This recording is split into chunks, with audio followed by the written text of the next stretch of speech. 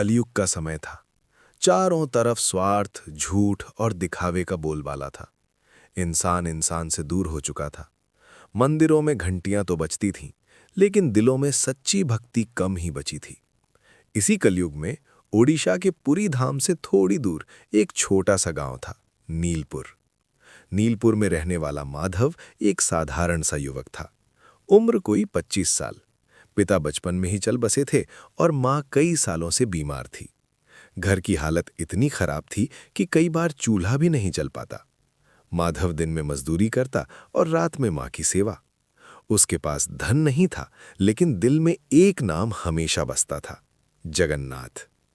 हर सुबह सूरज निकलने से पहले माधव उठता, माँ के पैरों में तेल लगाता और फिर भगवान जगन्नाथ की छोटी सी लकड़ी की मूर्ति के सामने बैठ जाता।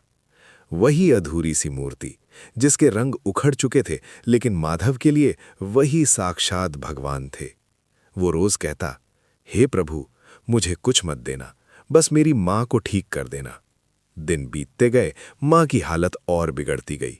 गांव वाले कहते, इतनी भक्ति से क्या मिलता है, भगवान आज के जमाने में कहाँ देखते हैं। एक दिन माँ ने कमजोर आवाज में माधव से कहा, बेटा, अगर कभी पुरी जा सको तो मेरे लिए भगवान जगन्नाथ को प्रणाम कर देना। माधव की आंखें भर आईं। उसके पास पुरी जाने के लिए पैसे नहीं थे, लेकिन माँ की आखिरी इच्छा उसके लिए आदेश थी। अगली सुबह वो माँ को पड़ोसन के हवाले कर नंगे पांव पुरी की ओर चल पड़ा। पुरी की यात्रा, सैकड़ों किलोमीटर का रास्ता, धूप, भूख, प्यास, सब कुछ सहता हुआ माधव चलता रहा। रात को सड़क किनारे सो जाता और सुबह उठकर फिर चल पड़ता। रास्ते में लोग उसे भिखारी समझकर दुत्कार देते, कोई रोटी देता तो कोई गालियां, लेकिन माधव के होठों पर बस एक नाम था, जय जगन्नाथ, जय जगन्नाथ। कई दिन बाद जब वो पुरी पहुंचा, तब उसकी हालत बहुत खराब थी। शरीर कांप रहा था, आंखों में आंसू थे। जैसे तैसे वो मंदिर के सिंह द्वार तक पहुंचा, लेकिन वहां उसे रोक दिया गया। बिना स्नान, बिना वस्त्र के मंदिर में प्रवेश मना है। माधव वहीं बैठ गया। उसकी आंखों से आंसू बहने लगे।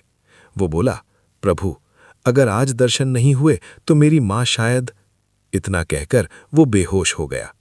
जगन्नाथ की लीला। उसी रात पुरी के राजा को स्वप्न आया। उन्होंने देखा कि भगवान जगन्नाथ स्वयं कह रहे हैं, राजन, सिंह द्वार पर एक भक्त पड़ा है, वही मेरा सच्चा रूप है। अगर उसे भीतर नहीं लाया गया तो मैं कल दर्शन नहीं दूंगा। राजा घबरा गए।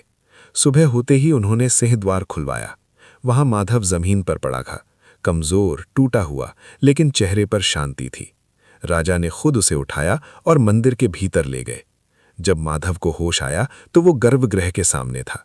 उसकी आंखें जैसे ठहर गईं। जगन्नाथ जी की बड़ी बड़ी आंखें, ऐसा लगा जैसे वे सीधे उसके दिल को देख रही हों।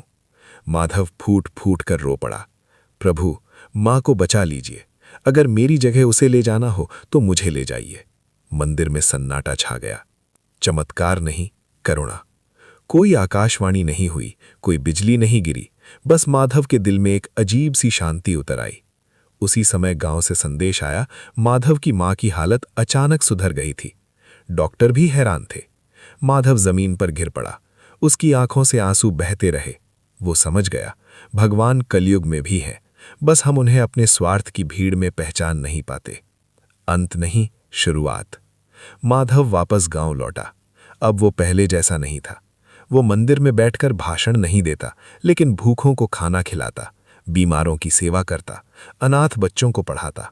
जब कोई पूछता, तुम्हें भगवान कहाँ मिले, माधव मुस्कुराकर कहता, जब दिल टूटता है और उम्मीद मरने लगती है, तभी जगन्नाथ सबसे पास होते हैं। सीख। कलयुग में जगन्नाथ भगवान लकड़ी की मूर्ति में नहीं, टूटे हुए इंसान के आंसुओं में बसते हैं। जो सच्चे दिल से पुकारता है, उसके लिए भगवान आज भी चलकर आते हैं। जय जगन्नाथ।